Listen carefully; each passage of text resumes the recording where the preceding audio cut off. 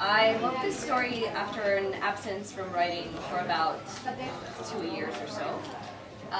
Just after my last breakup. It was super painful. Just this breakup, sorry. So, I knew a girl once. She lived in Mississippi. Not the state, the river.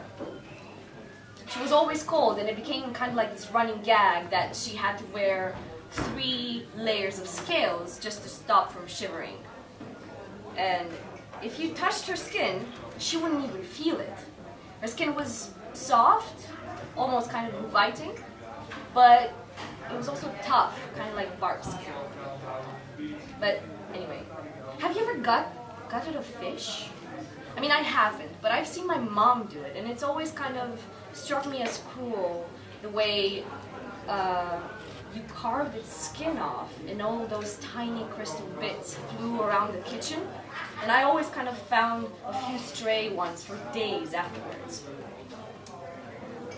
Anyway, it must be really cold in this river. Can you imagine?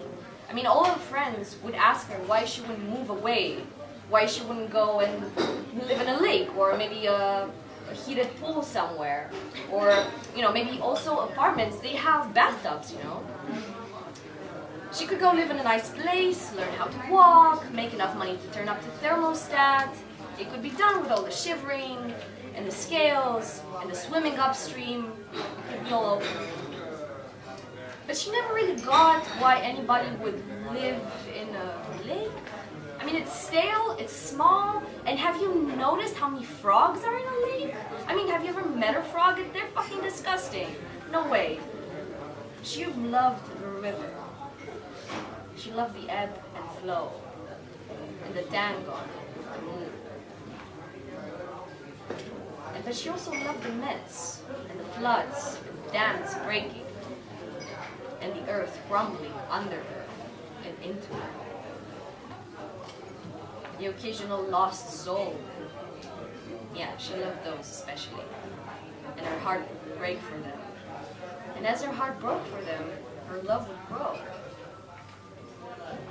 Now, I'd really love to tell you that she never gave in.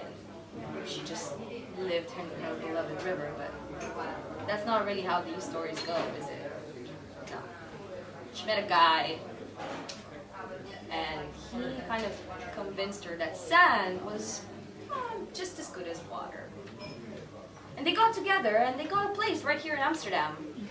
And they almost had a bathtub. But they didn't. But it was good for a while, She wasn't allowed to swim anymore, but that's only because he was afraid for her. And she couldn't dance with the moon anymore, but that's okay because she was already exhausted from all the walking. Story as old as the Mississippi. Anyway, speaking of gutting a fish, I remember once I stepped out of the shower in my place, and there he was, the love of my life, skinning a fucking fish. And there he was, with a dull knife, just peeling and scrubbing away at it, layer after layer.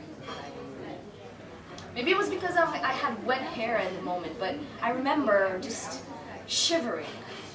And it was 25 fucking degrees on my fucking thermostat, and I was shivering way down to my core. Yeah. Anyway, the last time I heard of her, she beat off her arm and jumped into the Amsterdam. I mean, she was a bike after all. So.